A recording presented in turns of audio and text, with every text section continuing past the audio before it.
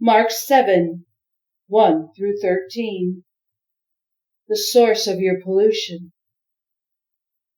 The Pharisees, along with some religion scholars who had come from Jerusalem, gathered around him. They noticed that some of his disciples weren't being careful with ritual washings before meals. The Pharisees, Jews in general, in fact, would never eat a meal without going through the motions of a ritual hand-washing, with an especially vigorous scrubbing if they had just come from the market, to say nothing of the scourings they'd give jugs and pots and pans. The Pharisees and religion scholars asked, "Why do your disciples flout the rules, showing up at meals without washing their hands?" Jesus answered, "Isaiah was right about frauds like you. Hit the bullseye, in fact.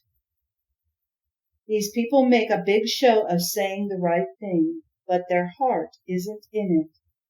They act like they are worshiping me, but they don't mean it. They just use me as a cover for teaching whatever suits their fancy, ditching God's commands and taking up the latest fads."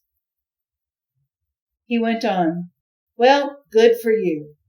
You get rid of God's commands so you won't be inconvenienced in following the religious fashions.